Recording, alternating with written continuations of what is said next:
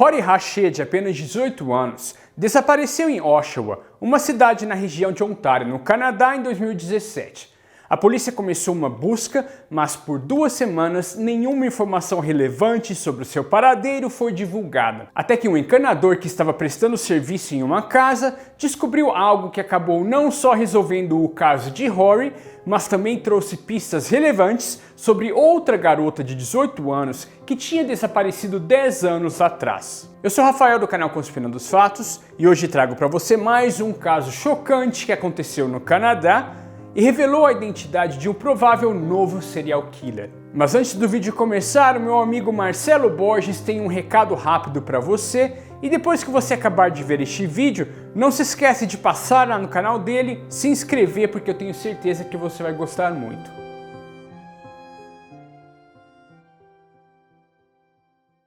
Olá, aqui é o Marcelo e convido todos a conhecerem o canal M. Borges Casos Reais, casos criminais, suspense real e muito mais. O intuito do canal é tentar entender até onde vai a crueldade humana. Após assistirem a esse vídeo, se inscrevam no canal. Muito obrigado.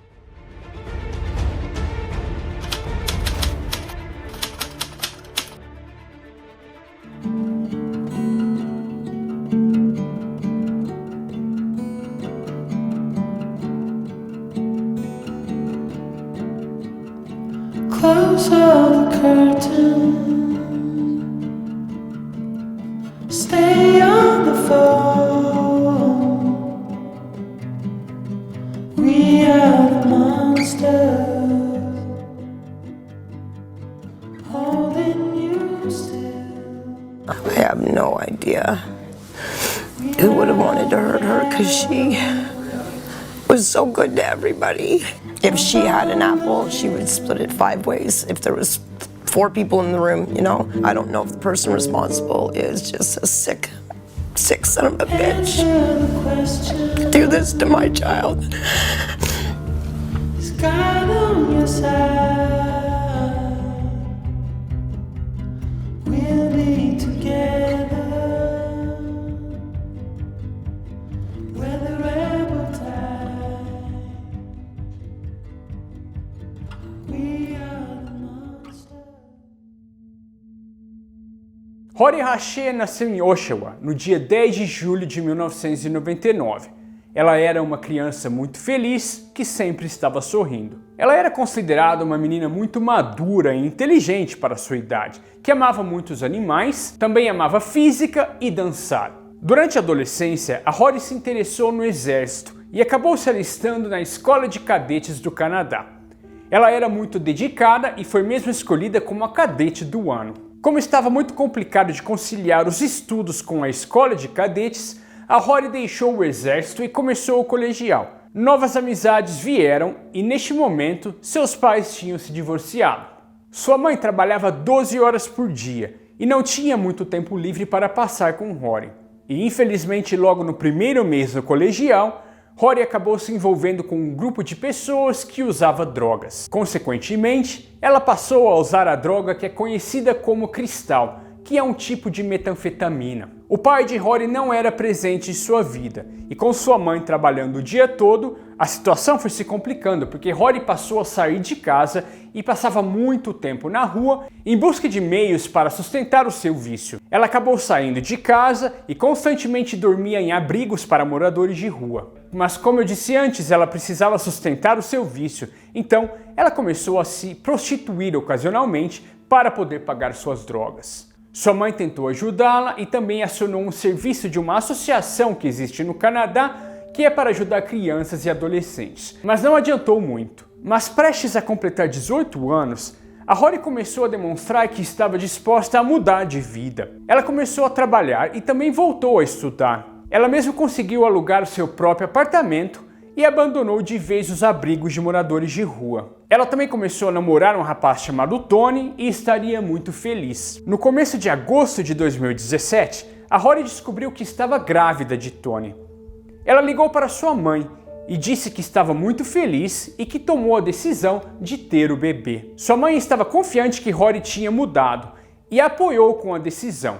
A Rory frequentava muito a região central de Oshawa e acabou ficando conhecida de alguns policiais que faziam patrulha naquela área. No dia 28 de agosto de 2017, um desses policiais que conhecia a Rory a encontrou na rua e ficou preocupado porque, segundo ele, ela estava com uma aparência estranha e também apresentava ferimentos nas mãos. Mas a Rory disse para ele que teria sido assaltada e acabou reagindo, por isso tinha se machucado. Ele perguntou se ela precisava de alguma coisa, mas ela disse que estava tudo bem, que ele podia ficar tranquilo. No dia 29 de agosto, Rory teria ido ao hospital para uma consulta de rotina, e esta seria a última vez que ela teria sido vista com vida. Sua mãe tentou contactá-la, mas ela não respondeu. Ela também faltou a uma consulta com o seu terapeuta.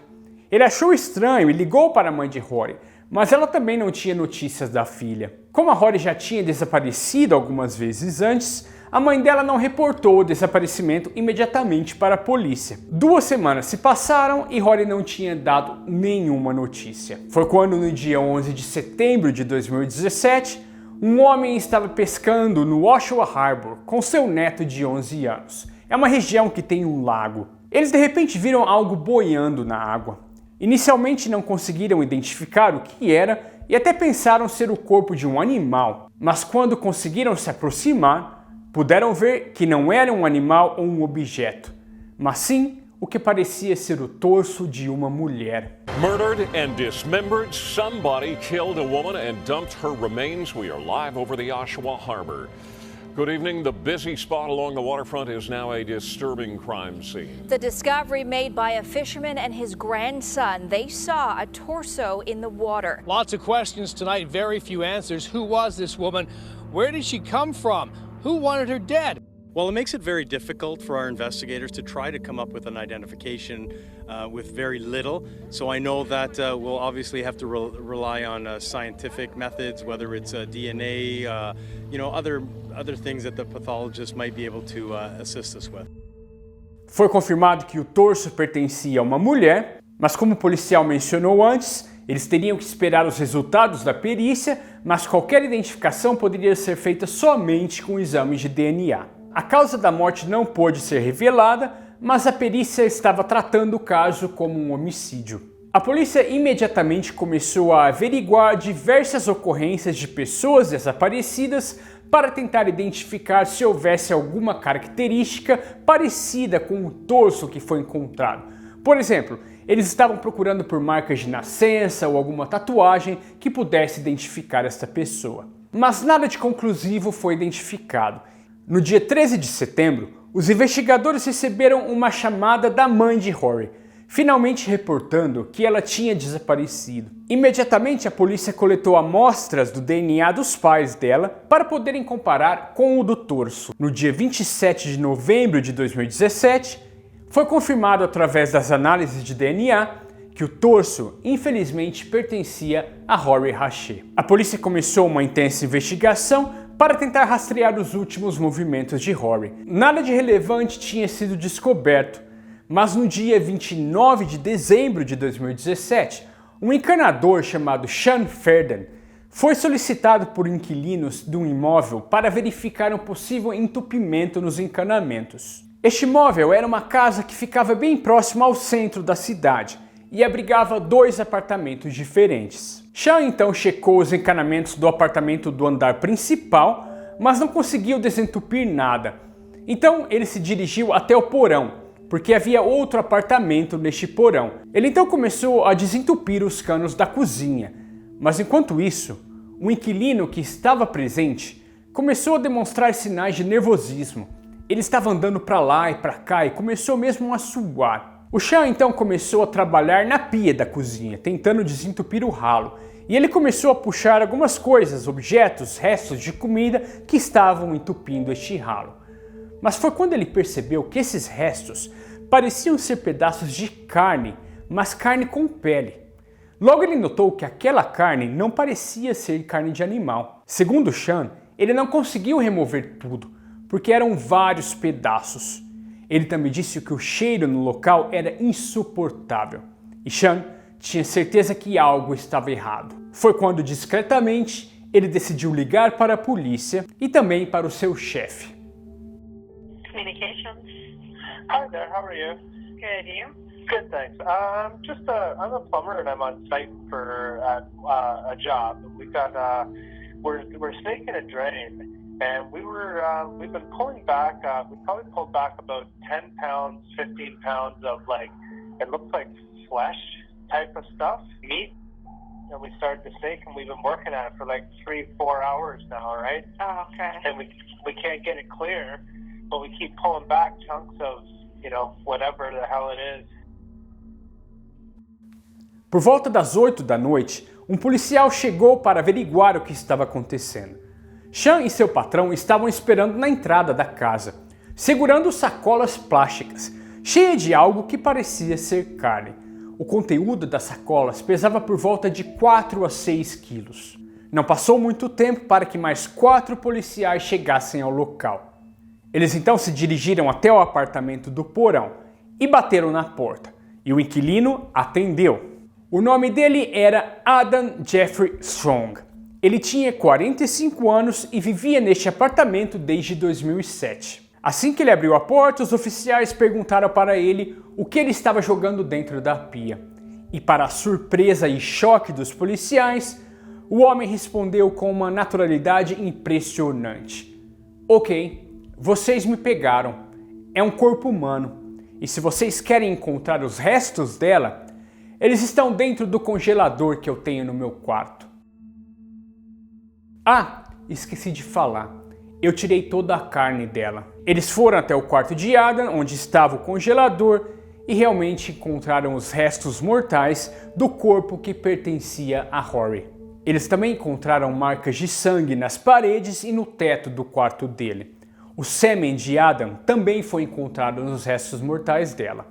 Adam então confirmou para a polícia que esses restos mortais realmente pertenciam a Rory Hache. Police once again confirming that they have found the remains of 18-year-old Rory Hache, the latest inside a basement apartment inside this Oshawa home. This after the teen's torso was found in the Oshawa Lakeshore nearly 5 months ago. On December 29... Adam foi preso e acusado inicialmente por interferência inapropriada com o cadáver. A polícia e a imprensa não divulgaram muitas informações sobre o Adam, mas o que se sabe é que ele fazia trabalhos temporários como segurança em estúdios de cinema da região. Ele também trabalhou em 2 postos de gasolina, mas foi demitido de ambos. Adam tinha um barco e também era adepto ao sadomasoquismo. A polícia averigou seu telefone e viu que ele participava de grupos sobre sadomasoquismo e também constantemente deixava avaliações em produtos eróticos. Segundo informações, Adam estava namorando uma mulher que o tinha abandonado para viver com outro homem. Durante as investigações, a polícia também conversou com outras ex-namoradas de Adam e todas elas diziam que ele tinha um comportamento abusivo e violento. Ele também já tinha tido problema com o dono do apartamento que ela alugava pelas condições que ele deixava o apartamento. O apartamento dele era uma bagunça, um lixo, como você pode ver. A polícia então retornou ao apartamento dele para uma busca mais detalhada e eles encontraram um pacote suspeito que aparentava ser um explosivo. A polícia conseguiu detonar o pacote com a ajuda de um robô.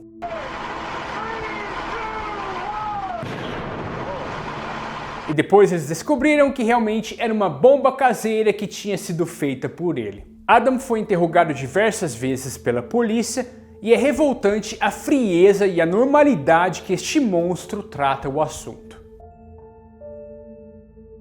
Adam, how you doing? Good, you? Had better days. Do you see how upset I am? No. You're pretty calm. Under the circumstances I'm a little concerned how calm you are. There's no way you're getting around that I chopped her up. There's no way. Okay. And I understand that. We weren't wondering if you chopped her up. It's obvious that I did, yeah. Yeah, and apparently the plumbing was all up in that house. That aided in my capture? In your capture. Yeah. Yeah, for sure. You know, I was sitting down in my basement after the plumbers left, and I was like, am I going to get away with this? I don't know. Should I leave now? How much longer before it was? It was all done in one evening. Oh, really? Oh, yeah. Like this was all one piece, and then this was all one piece. I couldn't. Yeah. Really? Sorry, man. I don't remember. Really? Yeah. It wasn't important to me, man. She's definitely deceased. Yes. Yes. And you clearly have said, yeah, I disposed of her. Yes. Yes. Tried to. But unfortunately, was foiled by inadequate plumbing. Yeah. And that's a freaking shame. Not for me. For me. Yeah, for you. Yeah. You sound really selfish when you say that. Sorry. I don't know how appropriate this is, but I'd like you to pass on to her mother and her father my condolences. Adam foi oficialmente acusado pelo homicídio de Rory Hache. Enquanto isso, buscas no apartamento dele continuaram por mais alguns meses. A polícia acreditava que Adam tinha feito outras vítimas, por isso eles continuaram as investigações.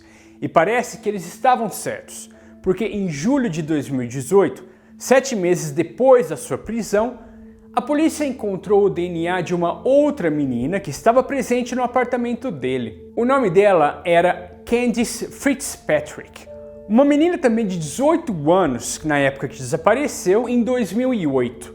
Mas o estranho disso tudo é que a família dela só relatou o desaparecimento em 2010. Não há muita informação sobre Candice, mas o que se sabe é que, como Rory, ela também estava envolvida com drogas e também vivia em abrigos para moradores de rua. Ela tinha saído de casa em 2008 e esse teria sido um dos motivos que a família dela não reportou o desaparecimento. The other remaining missing female at the time was identified as Candice Fitzpatrick from the Oshawa area. Family had reported to the DRPS in 2010 concerns of her not having been seen since 2008, and she was 18 years old at the time.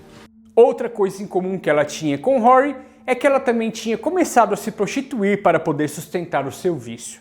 Claramente, Rory e Candice estavam em um momento parecido de suas vidas. Ambas eram muito vulneráveis e, infelizmente, tiveram o azar de cruzar o caminho de Adam. A diferença nos casos é que os restos mortais de Candice nunca foram encontrados, mas a polícia não tinha dúvidas que ela tinha sido morta por Adam Strong. Ele então oficialmente recebeu a acusação também pelo homicídio de Candice. Quando o julgamento dele começou, aparentemente na sua primeira aparição no tribunal, ele começou a dar risada quando relatava o que tinha acontecido com Rory.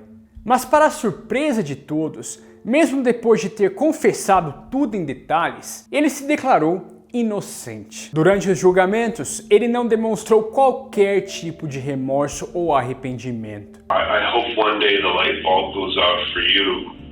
Not that you're finding remorse, but just for you to realize you could help some people feel better. Yeah.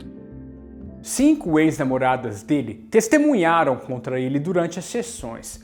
E todas elas alegaram abusos físicos e sexuais pela parte de Adam Strong. Não se sabe exatamente como ele matou as duas meninas. O que se sabe é que o crânio de Rory apresentava 2 fraturas, mas a perícia não conseguiu esclarecer se seriam lesões feitas antes ou depois da morte dela. A promotoria de acusação acreditava que ele teria levado Rory até a sua casa para manter relações sexuais. Depois, teria agredido com pancadas na cabeça. Ele então a cortou em pedaços e despejou os restos na pia da cozinha e depois saiu para jogar o torso dela na baía de Oshawa. Como o corpo de Candice não foi encontrado, foi ficando difícil para a acusação de provar que Adam tinha a matado. A única evidência seria o DNA retirado das manchas de sangue que estavam no apartamento dele. A defesa contestou, dizendo que poderia ser sangue de Candice realmente, mas não provaria que ela tinha sido morta dentro da casa de Adam. Quando a polícia rastreou o celular de Adam, eles descobriram que ele realmente esteve no porto de Oshawa no dia 4 de setembro. E acredita-se que foi quando ele despejou o torso de Rory. o que significa que os restos mortais dela estavam na água por volta de 7 dias. A defesa de Adam estava alegando que Rory teria morrido de overdose no apartamento dele e ele teria entrado em pânico e decidiu cortar a menina em pedaços e jogar os restos na pia. Logicamente, essa versão não convenceu os jurados. Adam foi finalmente declarado culpado pelo homicídio doloso de Rory Haché, mas ele foi declarado inocente pela morte de Candice porque não haviam provas suficientes para condená-lo. Como no Canadá é um pouco diferente dos Estados Unidos, e mesmo tendo sido declarado culpado, ele ainda não recebeu a sentença dele. Ele aguarda o veredito final na prisão. O que se sabe é que ele provavelmente vai ser condenado à prisão perpétua pelo assassinato de Rory, mas não se sabe ainda se ele vai ter ou não direito à liberdade condicional. Espero que não, né? Espero que este lixo realmente pegue prisão perpétua sem direito condicional, porque senão é um absurdo colocar esse tipo de gente de volta à sociedade. Este crime chocou muito Oshawa. Era uma cidade grande até, mas as pessoas não acreditavam que isso tinha acontecido lá e que ele teria até a chance de sair em liberdade condicional. Os moradores começaram a organizar protestos. Eles queriam que as autoridades demolissem a casa onde essa tragédia aconteceu, mas por enquanto a casa ainda está lá. Bom, gente, eu vou ficando por aqui. Sei que este caso foi muito pesado, mas faz a gente refletir como a maldade do ser humano é sem limites. Se você estiver gostando do canal e do conteúdo e quiser apoiar, não esqueça de deixar o seu like e também seu comentário. Um grande abraço a todos e te vejo no próximo vídeo.